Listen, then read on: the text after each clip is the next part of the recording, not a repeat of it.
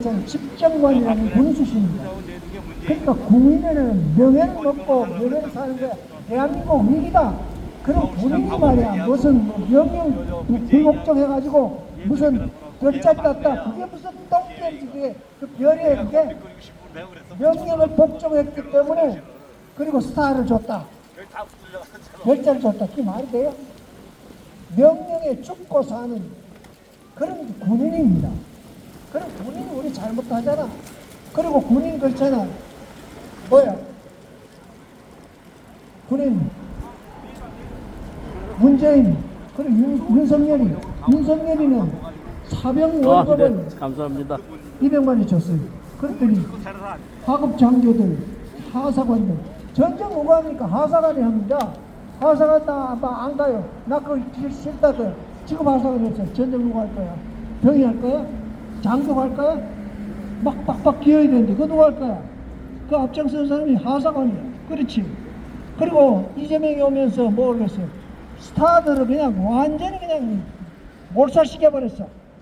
그러니까 군에 윗대가리 쳐버리고 밑대가리 전문직 군을 쳐버리면 그거 군입니까 그게? 그게 그러면서 강군이 되기를 원합니까? 아니죠. 자 그리고 방첩사를 없애요. 방책사를 아주 그냥 유무무시하게 했어요. 군에 간첩 들어오면 어떻게 하는 거야? 그 위험한 짓을 계속 합니다. 그래가지고 뭐 그리스의 강군, 그래가지고 도시국가가 세계를 지배하는, 세계 문화를, 인류 문화를 지배하는 그런 게 되겠어요? 안 됩니다. 그게 말이 안 되는 거예요. 자 그리고 기업입니다. 기업이 이승만 대통령은 참 머리가 좋고 그냥 공부를 많이 했어요. 공부를 많이 했어요. 우리 김구 선생님 김구 선생 굳이 말하고요. 그런데 김구가 이제 10만원짜리 화표를 만드는데 거기에 이름이 떠오른데 그래요. 그런데 얼마 전에 연구에 의하면 그 사람은 테러리스트다. 그런데 10만원짜리 나온답니다. 자 그런데 이승만 대통령은 이 계몽이라는 게 왜 좋냐 그러면 내가 그랬잖아. 내가 뭐 계속 내 고정관념 가지고 살잖아. 그러면 교육을 받으면 내 고정관념에서 벗어나거든요. 그리고 센시어스 리얼리티 감각적 세계에서 벗어나는 거예요.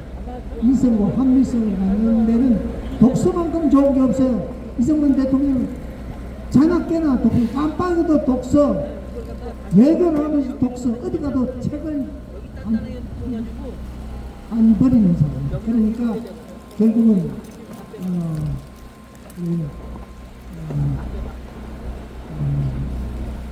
그러니까 책을 항상 가까이 하면서 계몽을 열심히 했다 하는 거예요. 자 그런데 이승만 대통령이 1948년 7월 12일 날 재헌헌법을 만드는 데 말이에요.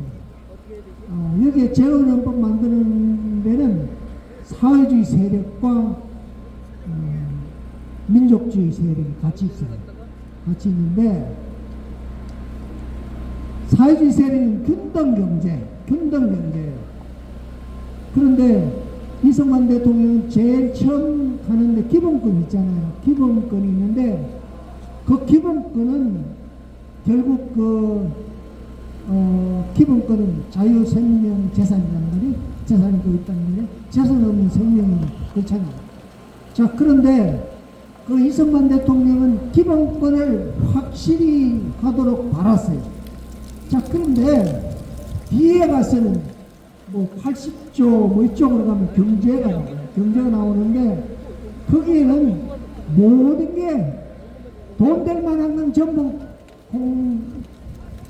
공유경제, 공공이 어떻게 그 안에는 사회재산은 개념이 없어요. 그런데 이승만 대통령은 처음부터 공이라는 게 뭐가 공이냐 그러면 내가 조물주로부터 태어났다는 말이야. 그러니까 조물주가 하나님이 거기에 말을 보낸 뜻이 있을 거란 말이야. 그 뜻이 충실하게 된다. 그 뜻을 충실하게 된다는 거예요. 그러니까 지금 그 사람들은 자기 신체가, 자기 정신이 곧 자기 거라고 생각했는데 이승만 대통령 절대로 그렇게 생각 안 했어요. 이승만 대통령은 자기 몸은 결국 조물주 뜻에 의해서, 하나님의 뜻에 의해서 자기에게 그 주어진 생명이야. 공직자라도 그걸 생각해야 돼. 자기 멋대로 하고 자기 욕심대로 하고 자기 감각적으로 하고 개몽은 안 하고 맨날 엉뚱한 짓 하는 건 그 공직자들 능력도 없고 그런 사람 돼서는 안 돼요. 국민도 마찬가지입니다. 그러니까 이승만 대통령이 재헌헌법에 기본권을 집어넣었던 이유가 결국은 개인중심이야. 개인중심. 그러니까 제2에 가가지고 경제를 부각을 시킬 때 이승만 대통령은 절대로 공유재산, 공유경제 이런 걸 집어넣지 않았어요. 그러니까 끝까지 개인재산으로 했어요. 그런데 무슨 일이 벌어졌냐면 국회가 다수당이 민국당, 민주국민당이죠.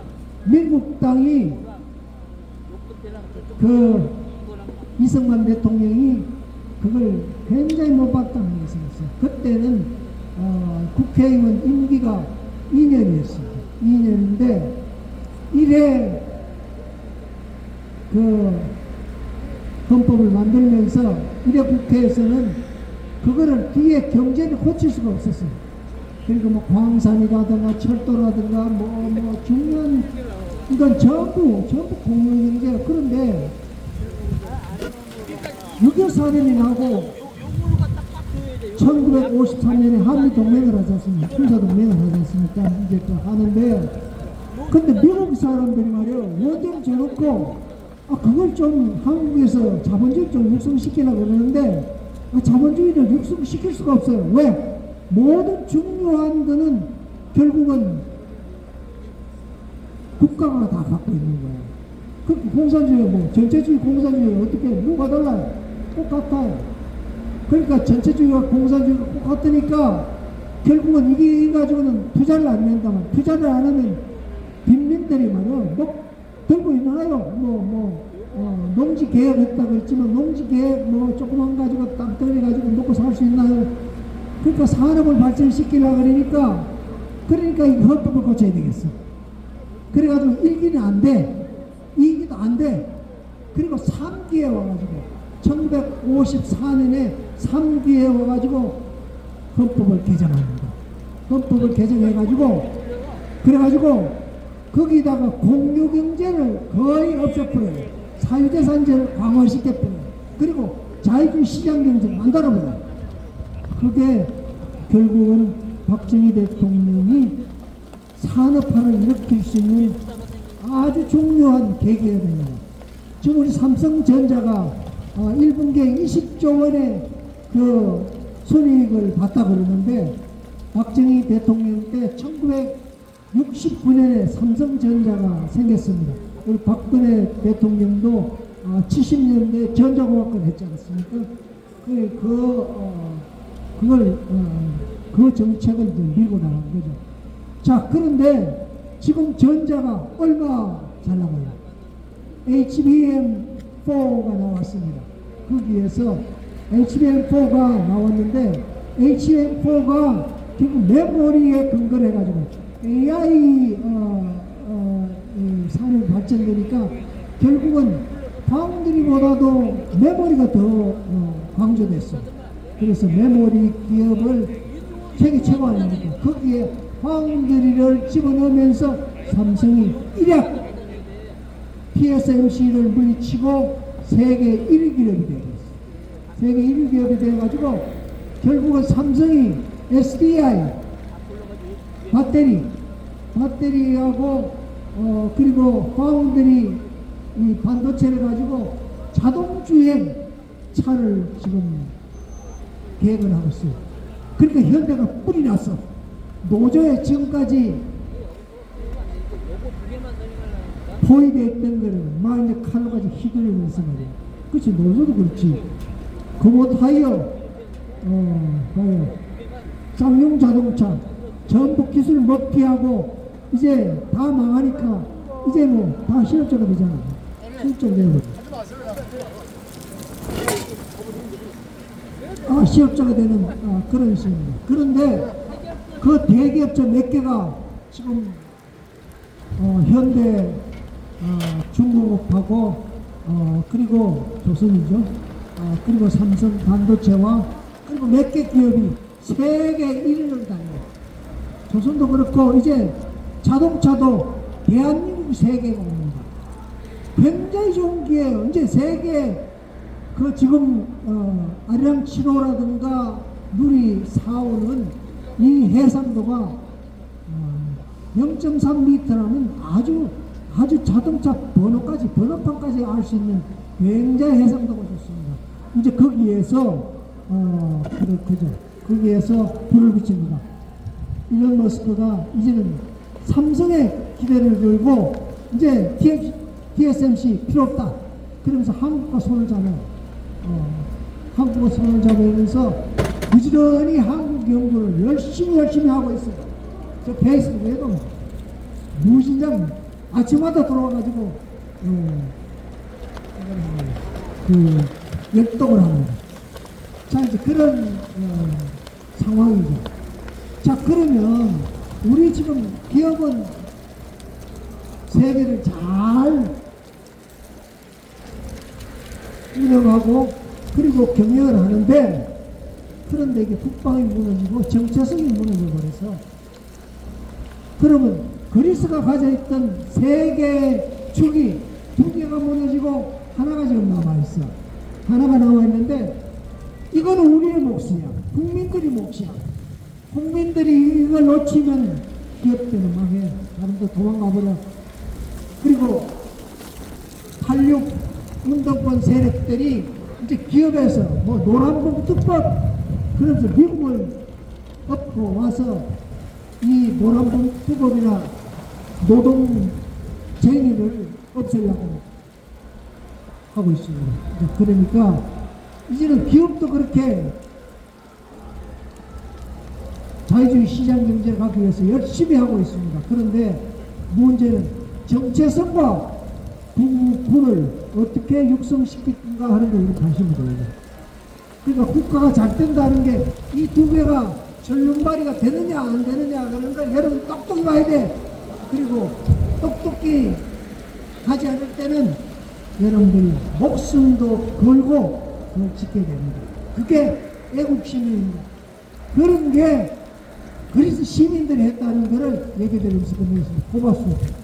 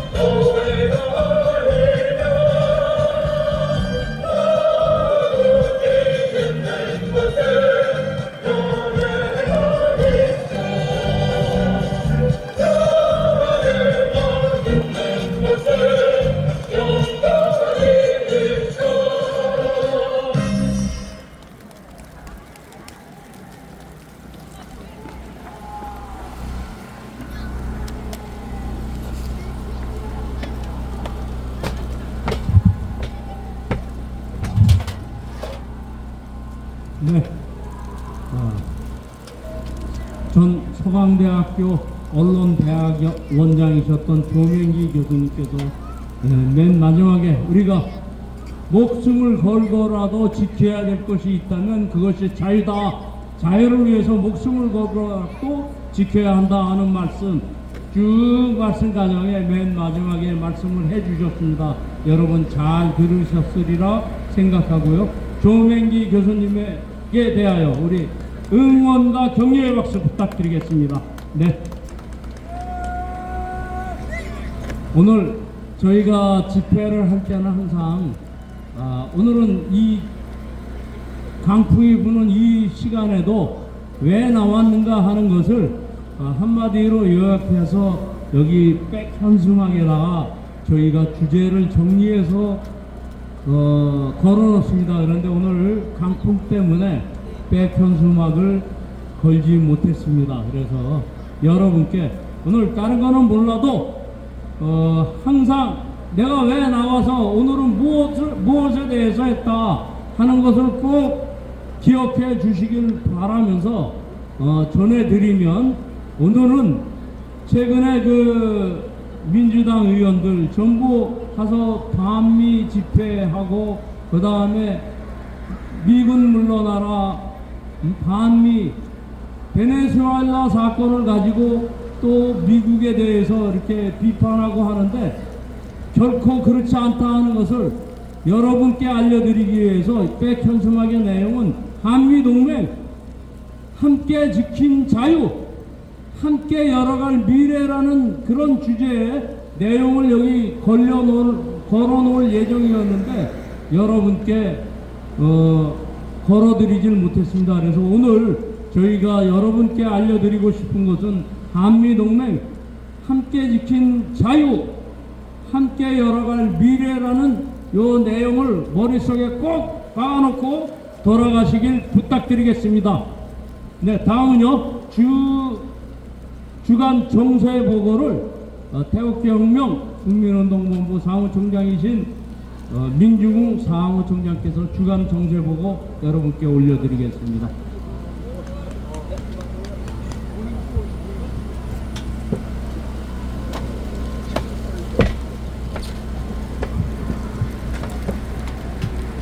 네, 인사드리겠습니다. 태극기혁명 국민운동본부 사무총장 민주궁입니다. 네, 지금 아주 바람이 몇십 개 불다 보니까 체감 온도가 상당히 낮습니다. 혹시 이 감기 걸릴지 모르니까 아마 추우시면은 일어나서 몸도 이렇게 움직여 주시면 상당히 괜찮을 것 같습니다. 여러분들 그 베네수엘라 마두로가 미국에 체포됐죠. 근데 우리 대한민국 국민의 현재 인구에 회자되고 있는 이 말이 있습니다. K 마두로, 국산 마두로. 뭔지 아시겠죠? 네. 그래서 제가 이렇게 인터넷에 여러 사이트에 댓글들을 이렇게 보면요. 지금 이재명의 지지율이 저들은 종북 조약 세력들은 56% 이렇게 얘기를 하는데 이건 새빨간 거짓말입니다. 이재명이가 저렇게 지지율이 나올 수가 없어요. 왜 그러냐는 말입니다. 현재 그동안 이재명을 지지했던 개딸들 많은 사람들이 이재명 지지를 철회하고 이재명을 비판하고 있습니다. 왜? 내 직장 또 내가 취업할 수 없고 그리고 지금 현재 지방 가보세요. 지방의 도심과 부도심들 다 썰렁합니다. 아니 경기가 좋고 경제가 현재 폭망하고 있는데 지지율이 56%라고요. 국민을 속여도 적당히 속여야지. 이건 말이 안 되는 겁니다. K마두로 국산마두로 하루빨리 가야 됩니다. 정말 기술촉진할 일들이 나와야 돼요. 이번에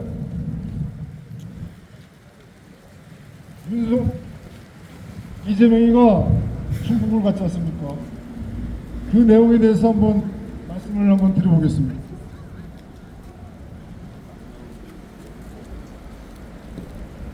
종북 세력 이재명 1월 3일부터 1월 7일 3박 4일간 중국 방문의 의문점. 그 의문점은 제가 마지막에 말씀드리기로 하고, 먼저 피렌체 식탁에 그 글을 올리는 자유기고가 서도용 작가의 빨갱이들이요? 뭐라 그래? 한중 집에 양국의 가야지 왜 얘기 모든 있네. 자료, 응? 즉 집에 가지. 정상회담 집에 보도 떳떳한 데 있지. 자료를 분석한 있네. 야, 우리는 폭로를 떳떳한 데 통해서 몰라서 제가 얘기하고 있어? 말씀드리도록 하겠습니다. 야 중국 석국되는 거 몰라? 2016년 김정은 1월 밑에 고려한 거 베이징 몰라? 한중 정상회담에 대한 양국의 공식 세계 구도는 노예라고. 서로 달랐다. 왜 그런 사진에서 보이는 것이 솔직히 다가 말해서 이 나라는 뭐 어떤 나라인지 아세요? 말보다 신북이 빙신의 더 나라. 많은 것을 드러낸다. 범죄의 나라, 이재명 정부의 발표문은 배신자의 나라, 업무 보고서에 가깝다. 배신자의 나라. 회담이 90분간 빙신의 나라고. 진행됐다는 시간, 지 나라 뺏긴지도 그리고 모르고 MOU 빙신지라고. 그러게. 14건 그리고 치렀다는 시간, 판사들, 문화 콘텐츠 법 등의 집행사들이 법을 점진적 위반하는 범죄의 나라. 서해를 평화롭고 아이, 공정한 정치 판사들. 바다로 만들자는 선언이 정치 나열됩니다. 판사, 정치 판사도 뭐 하고 있어요? 단속을 당부했다. 재판 거래를 하고 서해 있잖아요. 구조물 범죄자들의 대해 국회의원, 건설적 대통령 되는 범죄의 하기로 나라. 했다고 합니다. 그러니까 무식한 이거는 나라에 무식해. 이재명 빙신도 빙신이지만 정복수에도 무식한 나라예요. 발표문입니다. 자, 그러면 이렇게 될 수가 없어요. 중국 공산당의 발표문을 한번 말씀드려보겠습니다. 한반도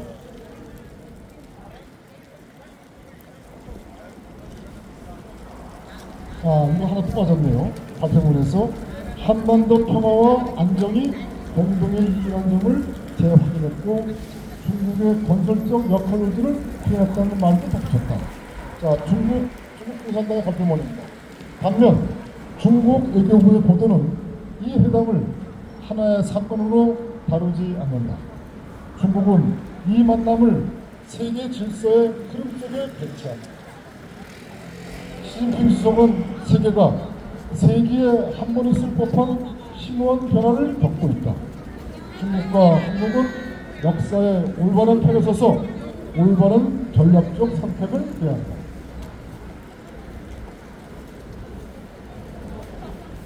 (80여 년) 전 일본 군국주의와 싸운 공동의 힘을 불러내며 2차 세계대전 승전 질서를 지켜야 한다. 보호주의에 반대하고 다자주의를 수호해야 한다는 말은 미국을 직접 거명하지 않아도 충분히 미국을 향하는 말이다. 한국은 중국의 주변국 일부에서 중요한 위치를 차지하고 중국은 대한국 정책의 일관성과 안정성을 유지해왔다고 생각합니다. 이는 동등한 협의의 언어가 아니라 질서를 설명하는 언어다. 자, 그러면 결정적인 차이는 무엇을 말했고 무엇을 말하지 않았는지에 대한 드러납니다. 안한지에 대해서 드러납니다. 한국이 강조한 서해 문제와 불법주와 부정물 문제는 중국의 발표문에서는 찾아볼 수가 없다. 중국은 이를 분쟁으로 인정하지도 양자 현안으로 격상시키지도 않았다. 관리 가능한 합의 사안으로 흡수해버렸다. 한반도 문제 역시 마찬가지다. 한국은 한반도 아까 부분을 중요하게 말했지만 한물이 가는 도성에도 북과 평화와 내가 노예 안전한 건성 노예 더큰 태생이라고 틀로 덮었다. 태생이 노예라 하니까 한반도는 중국의 무슨 도시인지 전략적 문제 공간 속 처벌하더라고. 일부로 노예 건성들이라고 재배치되었다. 그러게 말이야. 차이점이 가장 큰 부분은 무엇인지는 몰라. 대만을 둘러싼 정세에서는 중국 외교부 보도는 이재명이가 하나의 중국 원칙을 고수한다라고 명시했다. 그러니까 이재명이가 대만 문제에 대해서 하나의 중국 원칙을 고수한다라고 명시했다. 중국이 이번 회담의 성과로 반드시 기록하고 싶은 문장이다. 그러나 한국 정부의 발표문에서는 이 문장이 없다. 이재명은 분명히 하나의 중국 지지를 말했으나 대한민국의 공식 보도에서는 말하지 않은 것처럼 처리했다. 이것은 실수가 아니다. 대만 문제와 한미동맹은 미국의 인도태평양 전략이라는 현실 속에서 한국 정부가 감히 공개적으로 확언할 수 없기 때문입니다. 이재명 정부의 이 이중적 행태는 이 상황의 결과입니다. 네.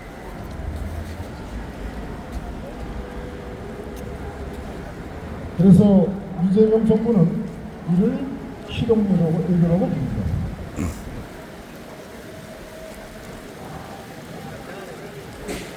자, 한국 정부는 미국의 반중 공군망 작전과 인도태평양 전략에 대해 단 한국의 국제제기도 하장합니다. 중국의 15차 5개년 계획이 기회라는 교훈은 수용했지만 미국이 강요하는 반도체 투자와 기술 통제에 대한 의견을 들이다. 의견은 훈정이 아니라 방향입니다. 방향을 말하지 않는 실용이는 결국 강자의 문장을 받아쓰는 기술이 될 것이다.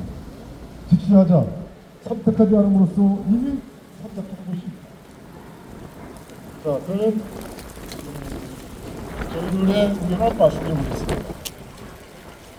이재명이가 왜 갑자기 새벽에 중국을 방문했는가? 상당한 의문점이 있습니다. 현재 중국 세력 이재명이가 중국 방문 기간 동안 양정상 단독 회담, 확대회담, 1대1 환담 등 공식, 비공식 대화를 포함해 총 5차례 대화를 나눴다고 합니다. 그러니까 공식 회담도 있고 비공식 이렇게 했다는 거죠. 새벽부터 중국을 방문하였다는 것과 공동 성명이나 공동 언론 발표가 없었다는 것은 여러 가지 시사하는 바가 크다. 중국 정승절 김정은의 중국 방문 시 시진핑과의 회담에서 남북 관계를 적대적 두 국가로서 평화적 통일을 포기하겠다고 한 메시지의 의미와 한반도 상황, 중국의 대만 무력 점령, 현재 이재명이가 자유대한민국을 해체하고 있는 상황 속에서 미국의 베네수엘라 마두로 체포, 미국의 반중국 전선 구축 및 확대 상황에서 깊숙하게 의견을 조율하였을 것입니다. 즉 이재명이가 시진핑과 상당한 깊이 있는, 즉 겉으로 나타난 것이 아니라 속으로 그 뒤로 상당히 깊이 있게 조율을 했을 것이다. 이 14건의 MOU와 정상회담에 사실은 알레기가 하나도 없습니다. 그러니까 중국은 이 하나의 중국 원칙에 이재명이가 대한민국이 통일한 것에 대한 그것을 크게 어필하는 것입니다.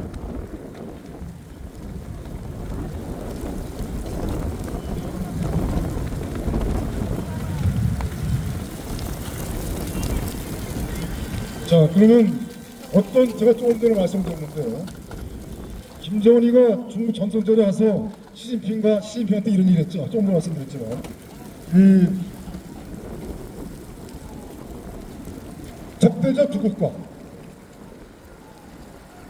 통일을 포기하겠다. 이 얘기는 무슨 얘기냐면요, 무력으로 침공하겠다는 얘기입니다. 무력으로. 그래서 지금 북한은 표정말리고 있습니다. 제가 이런 말씀 드려볼게요. 지금 국방비, 그러니까 작년에 이재명 정부가 한국은행에다가 5조 원을 빌렸습니다. 5조 원을 빌렸어요. 그러니까 지금 대한민국의 재정 상태가 엉망이에요. 많은 돈들이 어디로 흘러가는지 모릅니다. 이것을 감시하고 비판하고 이것을 적발하고 이걸 국민에게 알릴 언론도 여기에 대해서는 다 제대로 모릅니다. 또한 큰 책임을 갖고 있는 국민의힘도 여기에 대해서 제대로 펼치지 않고 있습니다. 근데 24조인가 25조의 세수가 공급 초과됐다고 그랬는데 5조 원을 갖다가 이재명 정부가 한국은행에서 빌렸는데 1조 3천억, 약 1조 5천억인가 이 돈을 국방비를 지급하지 못했습니다. 그 국방비 어떤 부분이냐? 바로 먹고 자고 입고 그 다음에 많은 장비를 굴려야 할 유류, 군대에서는 유류를 3종이라고 부르죠.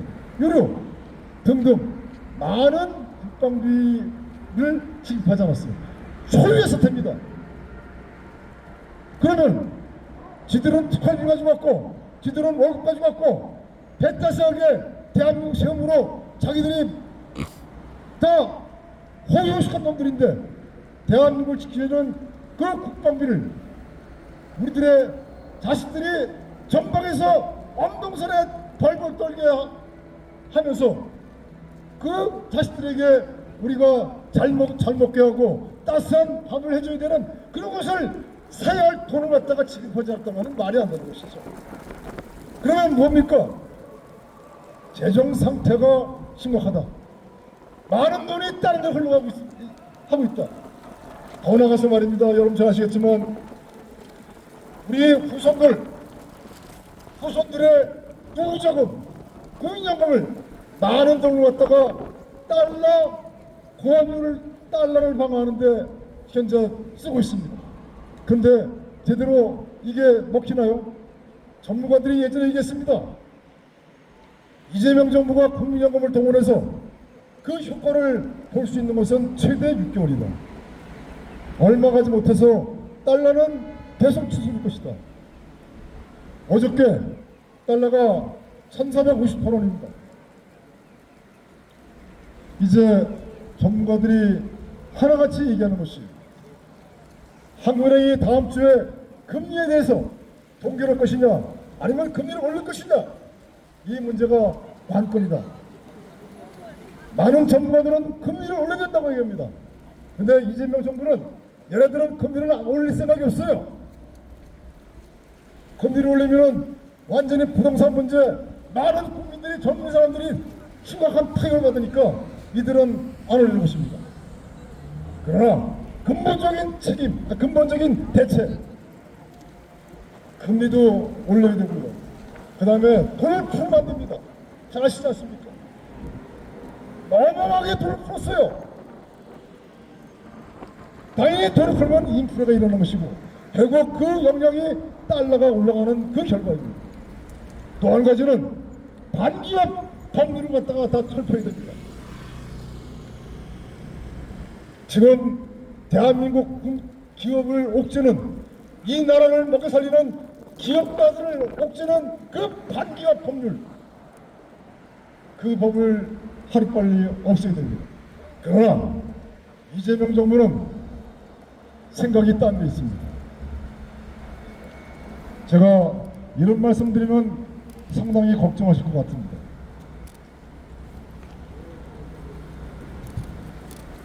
윤석열의 비상계엄령은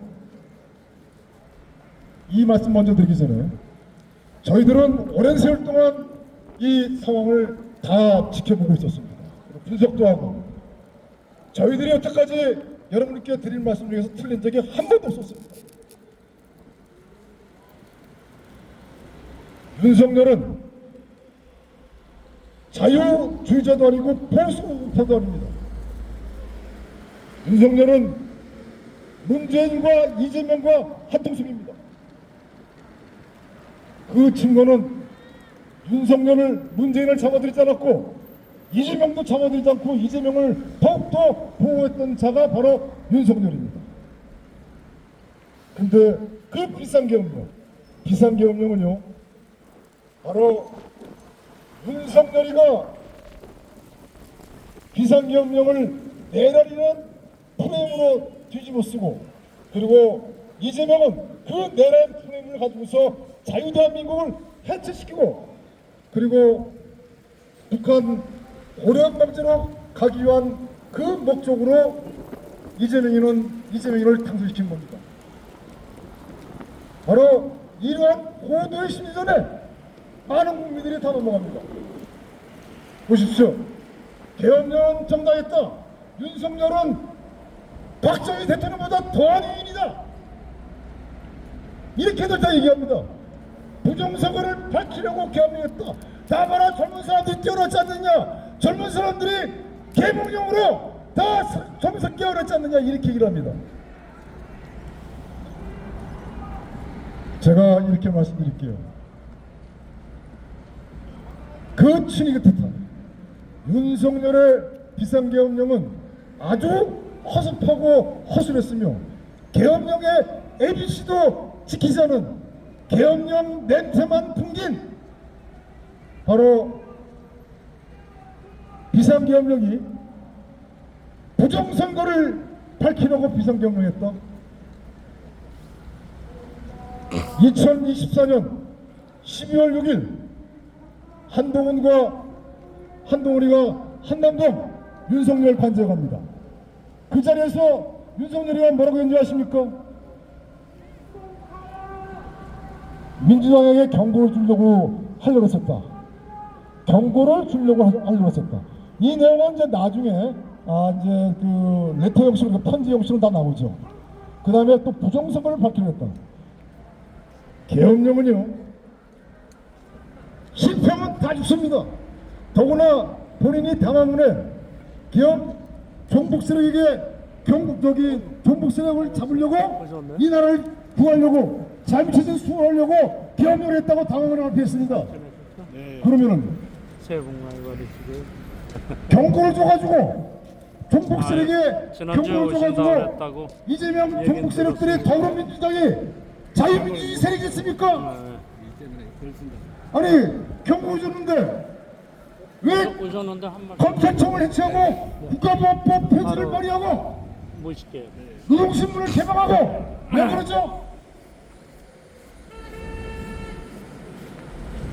부정선거를 또 밝히겠다? 새빨간 거짓말입니다. 진짜 본인이 부정선거를 밝히겠다고 한다면은 계엄사령부 포고령 5호에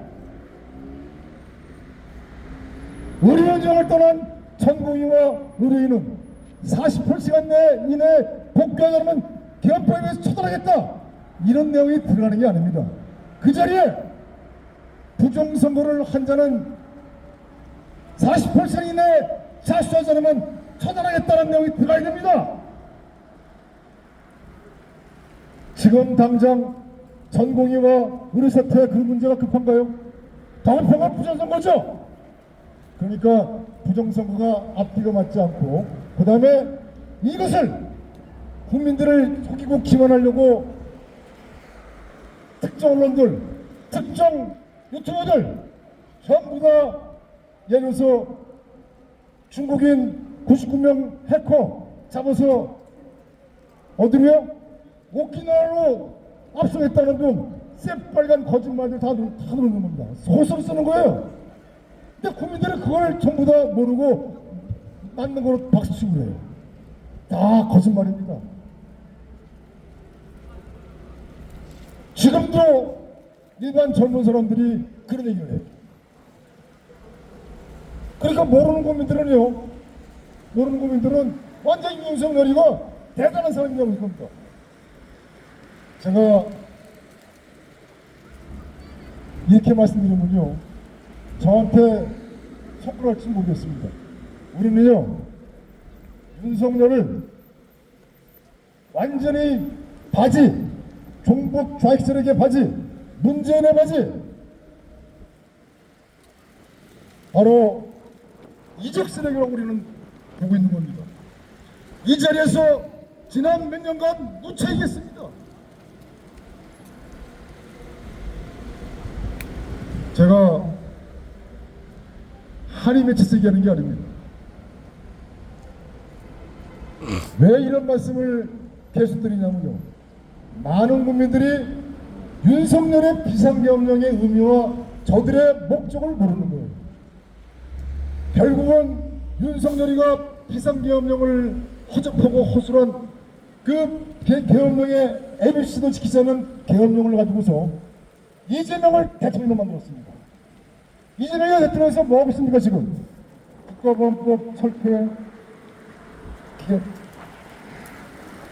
검찰청 해체, 그 다음에 대남 촉화, 대남 선전성동 인터넷 사이트 개방 추진, 완전히 국민연금 달러 방어 투입시키고, 그 다음에 국가인재 망가뜨리고, 언론 장악해가고, 산업보다 무력화시키고, 대한민국의 삼권 분립을 다 망가뜨렸습니다. 그게 12.3 계엄령의 결과입니다. 아랍노인입니다. 이번에 이재명이가 중국 관련해서 어느 기자가 질의를 했습니다. 쿠팡 사태 그 회원의 명단을 유출한 게 바로 중국인이다 말이야. 아이, 이재명이가 뭐라고 봤습니까? 앉아가지고. 그럼 어쩌라고요? 어쩌라고? 대한민국 국가원수에서 이렇게 됐다면 나올 수 아닙니까? 본인이 대통령이라고 한다면은, 아, 그렇습니까? 예, 그거 이제 수사하고 있습니다. 그리고 그 문제를 올바르게 국민 여러분께 투명하고 공정하게 저희들이 조사나 수사해서 말씀드리겠습니다. 이렇게 하는 것이 기본입니다.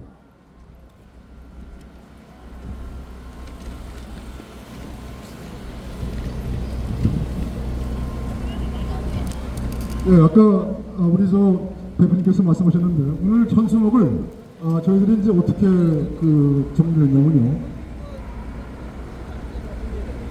이재명이가 이렇게 이야기했습니다. 중국 가서 한중은 한국과 중국은 함께 항해하는 배다. 새 항로를 찾아야. 이거는요. 중국과 함께 가겠다. 중국 공산당과 함께 가겠다. 새 항로를 찾아야 한다는 얘기는 미국과 같이 하겠다는 얘기랑 똑같습니다. 그래서 우리가 여기다가 종북 친중 세력 이재명, 한중은 함께 항해하는 배 새 항로를 찾아야 공산 독재 중국 공산당, 살인 독재 북한과 함께하면 나간다. 자유대한민국 국민은 건국에서 오늘까지 함께한 자유민주주의 미합 중국과 앞으로도 함께할 것이다. 라는 것이 바로 현수막이었습니다. 자, 너무 추우니까 여기서 끝내겠습니다. 감사합니다. 고맙습니다.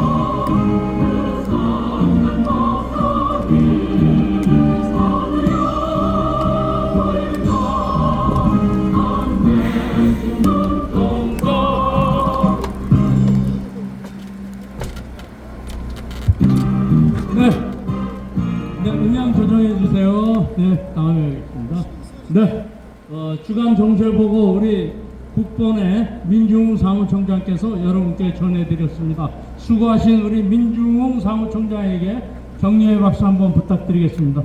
네. 다음은요, 새해를 맞이해서 전 원광대학교 이주천 교수님께서 이 자리에 나오셨습니다. 그래서 이주천 교수님 모시고 말씀 한번 듣도록 하겠습니다. 네. 미국 시민 여러분 반갑습니다. 이주천 TV입니다. 새해 복 많이 받으세요. 이 날씨가 추우니까 제가 길게 장황서를 늘어놓지는 못할 것 같습니다. 뭐 할 말은 많지만은 날씨가 추워서 짧게 좀 말씀을 드리겠습니다. 애국 시민 여러분들이 잘 아시겠지만은 박근혜 대통령 탄핵 이후로 지난 10년간을 돌이켜보면은 보수 대통령이 두 분이 다 탄핵된 비극을 맞이하고 있고, 또 지금은 우리가 자랑 이승만 박정희 대통령이 건국 산업화 민주화로 전두환 대통령이 이어서 민주화로 이어지는 이 70년의 자랑스러운 대한민국이 사실상 붕괴 직전에 놓여 있는 것입니다. 지금 홍콩이 이미 공산화되었고, 인도 차이나 공산화되었고, 다음에 중국 공산당의 타겟은 지금 사우스 코리아라고 하는 것이 정설로 굳어지고 있습니다.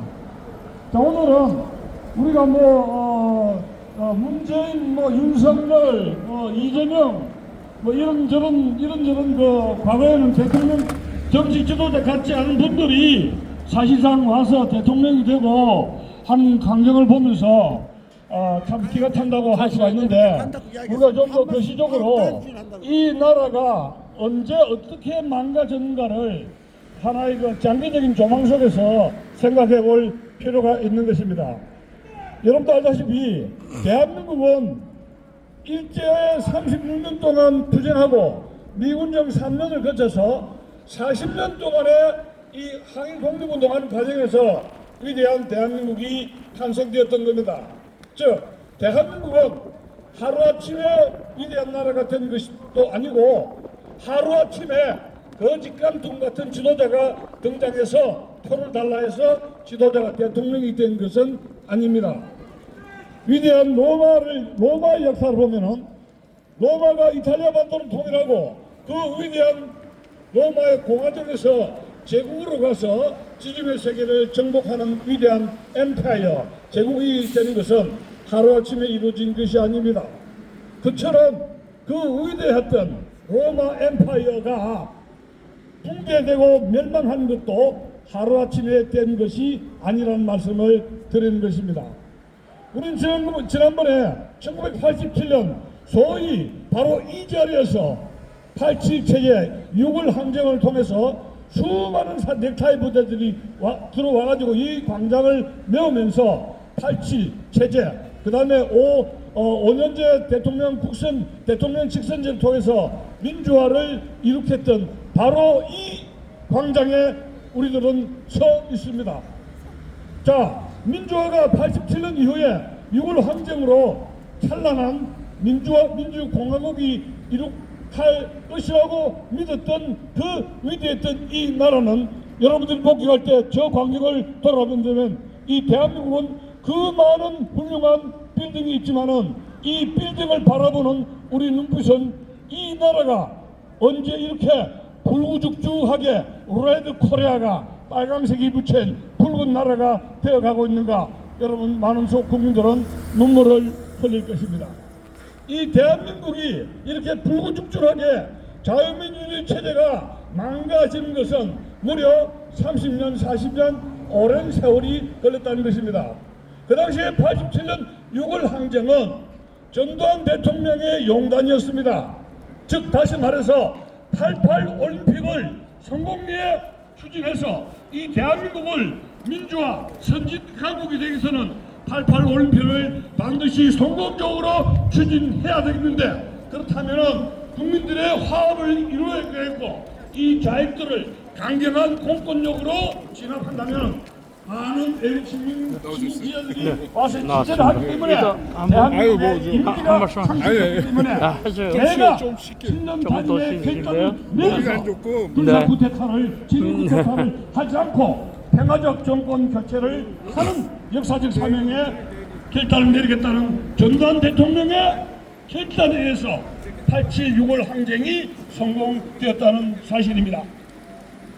자, 그런데 우리의 그 좌파 좌익들은 87 전두환 대통령의 7년 단임에 그 숭고한 결단을 대신했던 것입니다.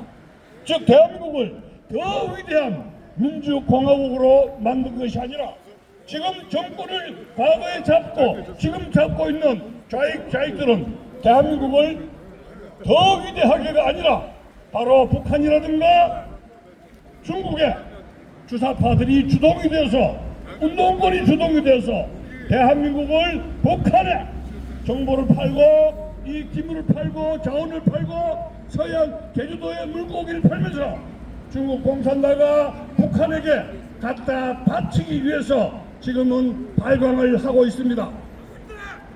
바로 이때 혜성과 같이 나타난 인물이 바로 미국의 도널드 트럼프였습니다. 지금 여러분 대한민국의 위기의 근원은 두 가지입니다. 하나는 바로 CCP, 여러분들 아시다시피 중국 공산당 문제입니다. 중국 공산당 1992년 대한민국과 국교 수립을 한 것이 30여 년이 지났습니다. 우리는 중국 공산당이 동서평이 지도한 양강에 이 중국 공산당이 개방 계획을 실시한다면 그들이 공산주의를 버리고 우리나라처럼 자유민주주의 체제로 개종, 개혁, 변화할 줄 알았습니다. 그런데 중국 공산당은 우리를 완전히 속였습니다. 그들은 등서평은 100년 동안에 우리 중국 공산당은 힘을 길러서 100년 뒤에 미국을 쳐라 라는 이유를 남겼습니다. 그러나 시진핑은 정권을 잡은 뒤에 중국의 힘이 어마어마하게 커진 거 알고 간땡이가 부은 나머지 자신의 세력을 키우고 미국에 도전장을 냈던 것이고 결국은 트럼프와 대결하면서 미중 패권 전쟁에 놓이게 됐던 것입니다. 자, 미국도 이제는 중국 공산당에게 완전히 우리가 속았다 하면서 미중 패권 전쟁이 남미의 베네수엘라에서 또 캐나다에서 호주에서 한반도에서 저 이탈리아에서 1대1로 정책 또 중국과 베네수엘라가 결탁한 기계 IT 부정선거 기계를 통해서 중국과 미국은 부정선거를 통해서 치열하게 대결을 했던 것이고 지금 미국 트럼프 대통령이 1차적으로 중국에 대한 반격 작전이 남미의 중국 공산당의 아주 긴 베네수엘라를 침공해서 바로 마두로를 핀셋으로 끌어내렸던 것입니다. 자, 그렇다면은 넥스트 타겟은 쿠바냐 멕시코냐 아니면 사우스 코리아 이재명 정권이냐 하는 것이 우리의 최대의 관심사가 아닐 수가 없는 것입니다. 자, 그런데 저는 여기서 단순하게 희망 회로를 돌리기 위해서 이 찬 겨울에 여러분들에게 메시지를 전하는 것은 아닙니다. 분명한 것은 이번에 11월 초에 미국에는 중간 선거가 있습니다. 트럼프는 이 선거에 이기지 않으면은 자기 자신이 탄핵당한다는 것을 너무나 잘 알고 있습니다. 따라서 올해 내에 트럼프는 이 미국에 있는 국제 부정선거 카르텔을 쳐서 결국 이것은 국제 부정선거 카르텔을 폭로하는 백서가 나올 수밖에 없는 것입니다. 이것이 언제 나오느냐에 따라서 지금 감옥에서 고생하는 윤석열 대통령이 어떻게 언제 감옥에서 그 옥문을 열고 여러분들을 맞이하는가에 달려 있는 것입니다. 자, 그렇다면은 멕시코, 쿠바, 사우스코리아 중에서 넥스트 타깃이 문제인데 이 트럼프가 한반도의 이 친중 정권을 요리하는 것은 트럼프의 스타일이지 우리의 스타일이 아니라는 것입니다. 우리는 하루하루가 정말 죽지 못해 살고 밤에 혈압약을 먹어도 혈압이 내려가지 않는 그러한 어려운 상태에 여러분과 저는 직면하고 있는 것입니다. 이 추운 겨울 우리는 얼마나 이 고된 힘든 생활을 나라를 생각하고 이 자유민주주의 체제를 지키기 위해서 밤낮 없이 그 수많은 눈물을 흘린 때가 과연 며칠이었습니까? 이 추운 날 여러분들은 이 영화 속에서도 나라를 지키기 위해서 이 태극기를 들고 앉아있는 여러분의 모습을 보면은 우리 애국 시민들은 눈물을 흘리지 않을 수가 없습니다. 여러분들이 바로 이 자리에서 앉아있기 때문에 이 대한민국은 영원히 건전한 것이라는 점을 말씀드리고 감사 인사를 드리는 것입니다. 그렇다면 우리는 결코 희망을 잃지 말아야 합니다. 올해 분명히 상반기에 트럼프 대통령은 국제 부정선거 카르텔에 대한 폭로하는 백서가 나올 것이고 이것은 한국에서 기계를 돌리는 미러 시스템 그다음에 베네수엘라에서 이미 부정선거에 대한 모든 정보 부장이 다 폭로를 했습니다. 그렇다면 여러분 알다시피 미국의 예언가인 조지 프리드만이라는 사람이 21세기 지정학과 미국의 패권 전략이라는 그 책에서 한반도는 미국의 이해관계가 절대적으로 중요하기 때문에 그 이유는 일본과 중국을 견제하기 위해서는 한국이라는 나라가 미국에게는 절대 필요하고 한국은 한미동맹을 통해서 일본과 중국을 견제하기 위해서 역시 미국이 절대적으로 필요한 지정학적 이유 때문에 한미동맹은 결코 이혼하지 않는다라는 것을 그 책에 써 있기 때문에 여러분들에게 그 희망을 말씀드리는 것입니다. 여러분 알다시피 이승만 박사가 독립운동을 했던 것은 군사력도 아니고 또 인연도 아니고 바로 외교를 통해서 미국을 중심으로 한 외교를 통해서 독립을 쟁취했다는 사실을 잊어서는 안 되겠습니다. 그렇기 때문에 우리는 이런 지정적인 이런 모순 속에서 미국과 한국은 국제 부정선거에 대한 전무를 밝히는데 힘을 모아야 된다는 사실입니다. 그래서 미국에서 먼저 부정선거에 대한 데이터가 나오게 된다면 지금 미르가 있는 제가 어제 미르 이렇게 갔다가 유튜브를 찍고 왔습니다. 거기 많은 애국 시민들이 40명, 50명 있으면서 그 부정선거를 규탄하는 장전 박사의 그 피 끓는 연설과 남광규 교수의 연설이 있는데 제가 직접 그 장소를 갔다 온 것입니다. 지금 베네수엘라의 마두로의 체포는 전 세계의 친중 정권의 몰락을 예고하는 신호탄입니다. 그렇기 때문에 1월 3일 이재명과 시진핑은 이 추운 날 뭐가 그렇게 급하게 부산에서 2달 전에 그들은 이미 악수를 나눴습니다. 그러나 똥줄이 탔는지 급히 형님을 만나야 되겠습니다 해서 살기 위해서 북경을 타고 상해를 갔지만 우리 애국 시민의 눈은 결코 속일 수가 없는 것입니다. 지금 여러분 대한민국이 중국 공산당에 의해서 얼마나 점령당했는가는 제주도를 가보십시오. 제주도는 그 앞바다에 고기 새끼 한 마리 없습니다. 어부가 몇 달 동안에 통통배를 타고 제주도에 고기 잡으려 해서 석 달을 돌아갔는데 고기 한 마리 잡지 못하고 어업을 포기한 상태입니다. 한번 제주도에 중공의 배가 들어닥치면 그 배가 500척, 600척이 들어닥쳐서 새끼 고기도 완전히 싹쓸이 하는 것이 중국 공산당의 수법인 것입니다. 지금 중국의 제주도 땅을 보십시오. 3분의 1의 땅이 중국인들의 점거가 당했고 여러분 알다시피 지금 귤을 재배하는데 이런 노동자들도 자기들이 카르텔을 형성해서 한국 노동자는 귤을 수거한 알바도 구하지 못하는 것이 지금 제주도의 참혹한 현실임을 여러분들은 직시해야 할 것입니다. 우리가 지금 이 위기에 처한 것은 두 가지가 분명한 것입니다. 하나는 1992년 등소평의 지령에 의해서 대한민국을 접수하라. 그러나 그들을 속여라. 우리는 30년 동안 중국共产党에게 완전히 속았습니다.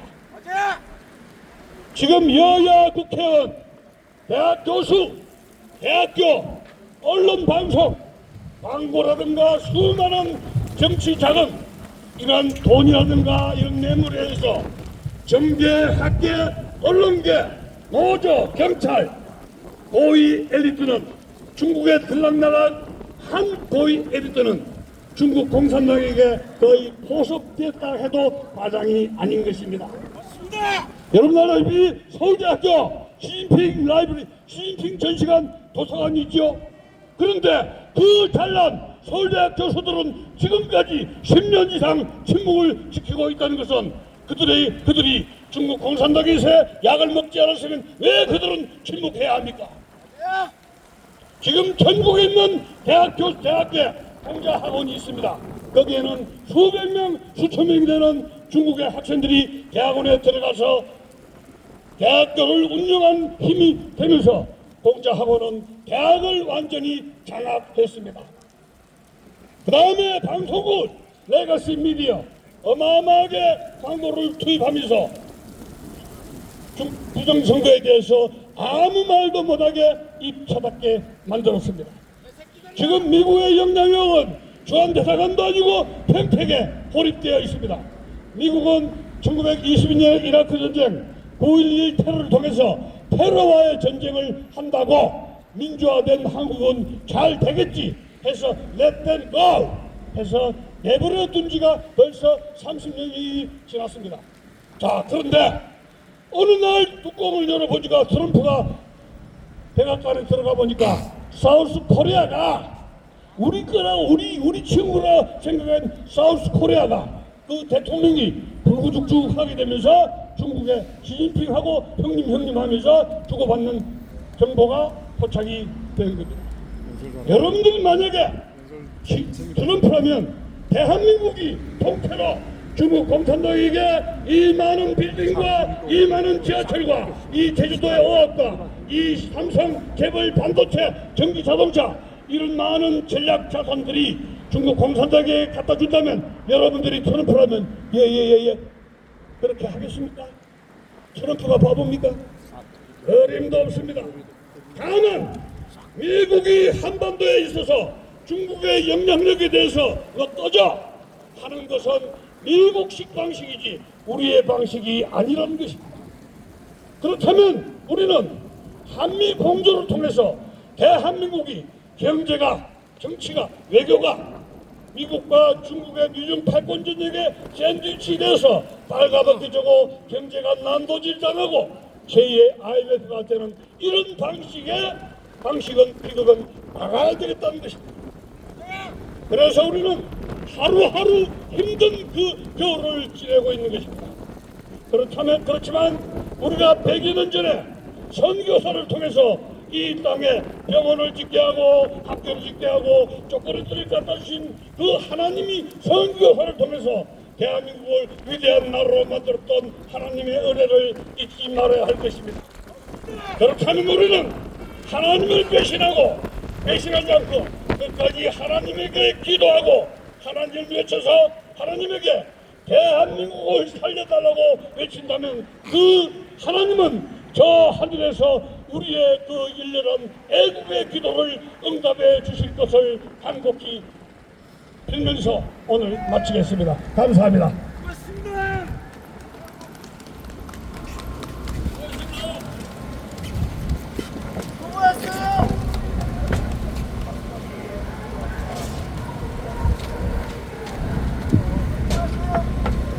네, 오래간만에 나오신 이주천 교수님, 네, 소개를 이주천 TV의 대표로 본인께서 소개하셨습니다. 그래서 이주천 TV의 대표이신 이주천 대표님께서 확신에 찬 목소리로 여러분들이 조금 더 힘써 투쟁해 주실 것을 여러분들에게 말씀해 주셨습니다. 우리 이주천 교수님을 위하여 박수 한번 부탁드리겠습니다.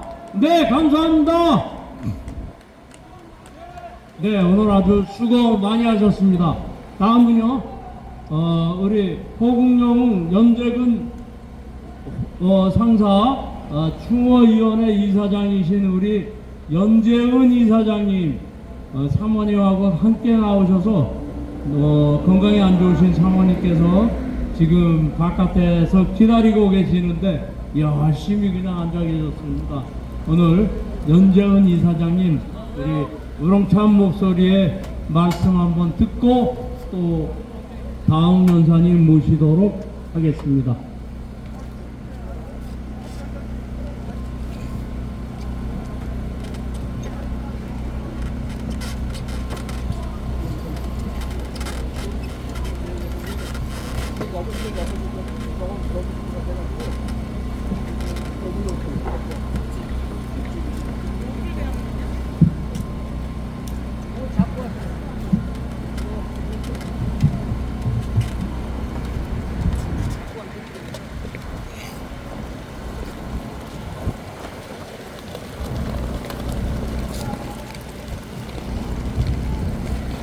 멸공! 애국은 행동이요 침묵은 만국입니다. 국가의 현실을 직시할 때 이 정권은 입법, 사법, 행정 3권을 장악하고 검찰을 해체하고 사심제를 도입하고 중국인의 무비자 정책으로 수백만의 중국인이 국내에 입국하여 초한전으로 범법행위가 난무해도 민주당의 반대로 외국인의 처벌법을 만들 수 없어 요즘 날로 늘어나는 어린이 실종 사건, 사기 사건, 의문사 사건, 납치 사건 등이 난무해도 처벌법이 없어 속수무책으로 나라의 치안이 흔들리고 국민들이 공포에 따른 총체적 위기 상태입니다. 우리 모두 정신 바짝 차립시다. 화이팅! 오늘날 대한민국이 엄중한 상황에 처해 있습니다. 현재 가짜 대통령과 더불어민주당은 부패 정권입니다. 특정 인사에 대한 의혹을 넘어서 꼬리를 자르기로 지방선거를 준비하려는 형태는 물론 윤리와 도덕이 사라진 한국 사회의 근본적인 문제점에 통탄합니다. 대한민국이 마치 난파선처럼 가라앉고 있다는 절박한 현실을 가짜 대통령을 지지하는 국민들이 인지하지 못하고 있음에 한탄을 금할 길이 없습니다. 베네수엘라, 쿠바, 이란과 같은 국가의 전철을 밟을 수 있습니다. 이미 시작된 경제 붕괴의 조짐들, 즉 환율 인상, 소상인의 절규, 그리고 끊이지 않는 자살 소식들이 이를 방증합니다. 부패한 정권은 반드시 망한다는 역사적 교훈을 되새기며 지금 정신을 차리지 못한다면 한순간에 자유대한민국이 무너질 것입니다. 더불어민주당의 반미 노선이 과거 망한 국가들의 전철을 받는 것이며 특정 정치인의 북한 노동당 신문 반입 행위는 간첩 행위라서 이를 강력히 규탄합니다. 친중 정북 주석파 좌파 가짜 대통령과 더불어민주당을 반드시 갈아치워야 자유 대한민국을 지킬 수 있습니다. 존경하는 애국국민 여러분, 가만히 있으면 다 죽습니다. 절박한 심정으로 외칩니다. 정신을 똑바로 차리고 지금 당장 행동하여 자유 대한민국을 수호할 것을 강력히 촉구합니다. 우리 모두 지금의 정치적 위기를 정면으로 무시하고 행동을 통해 자유민주주의를 수호합시다. 국민의 목소리가 하나로 모여 정의가 실현되고 대한민국의 위기를 극복하는 데 함께 해주시기를 진심으로 바랍니다. 지금은 행동할 때입니다. 그렇습니다. 오직 우리나라 자유 대한민국을 지켜 후세들에게 살기 좋은 나라를 물려줘야 한다는 목표의식을 가지고 계획대로 꾸준하게 진행하면 목표를 이룰 수 있을 것입니다. 대한민국의 위기를 직시하고 진실을 밝히기 위한 국민의 행동을 촉구하는 애국 국민의 목소리가 하나로 모여 어둠을 걷어내고 밝은 미래를 열게 될 시간이 다가오고 있습니다. 그렇습니다. 남은 여생 늘 성실하게 보람 있는 일을 하며 계속 갈망하시오. 여전히 우직하게 존경하는 애국국민 여러분, 언제나 만남에서 서로에게 열정을 안기며 우리 사랑하며 자유 대한민국을 지키는 애국활동에 함께해요. 가만히 있으면 망합니다. 애국은 행동입니다. 뭉쳐 싸워 주사파 빨갱이들을 척결합시다. 그래야 합니다. 가짜 대통령 편인 좌파 정치인 저들은 앞으로 정치권 내부의 권력구조, 정비와 다양한 개혁 방안들이 계속 공산당식 공포정치로 억지 진행할 것으로 예상됩니다. 이러한 형편없는 절체절명의 국가위기에 가짜 대통령식 입법 독재 및 매국적 폭정과 깽판 정치를 애국 국민들이 규탄해야 합니다. 가짜 대통령을 즉각 탄핵합시다.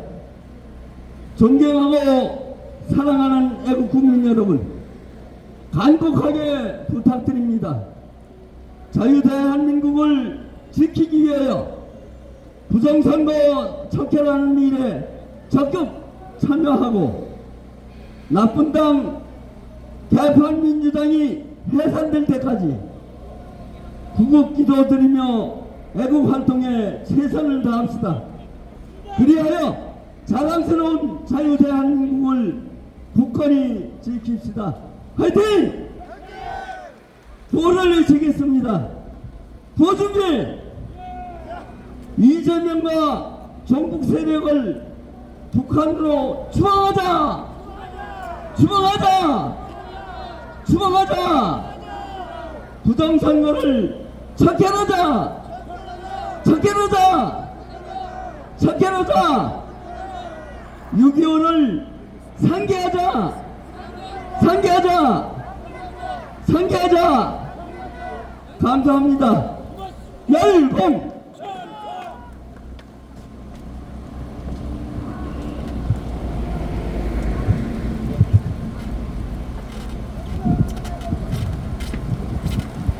네, 허국용 연대군 상사 추모위원회 연재은 이사장님께서 아주 우렁찬 목소리로 여러분과 함께 하셨습니다.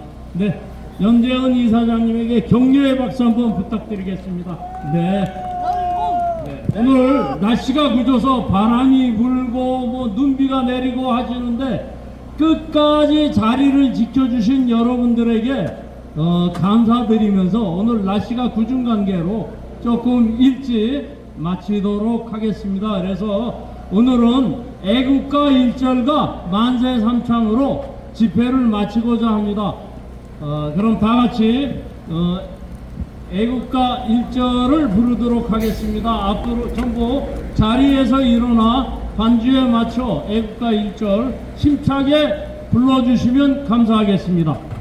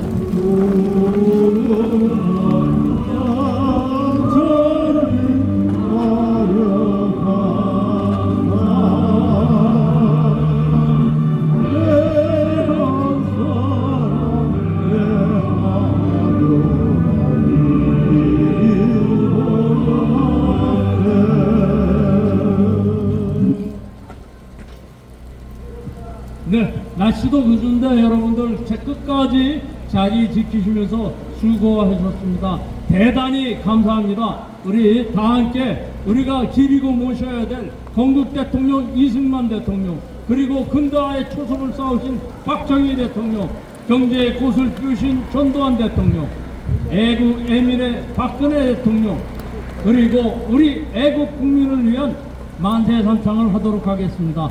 자유 대한민국 만세! 자유 대한민국 만세! 자유 대한민국 만세! 네, 감사합니다. 애국 국민 여러분, 다음 주 이 시간에 또 뵙도록 하겠습니다. 안녕히 돌아가십시오. 고맙습니다.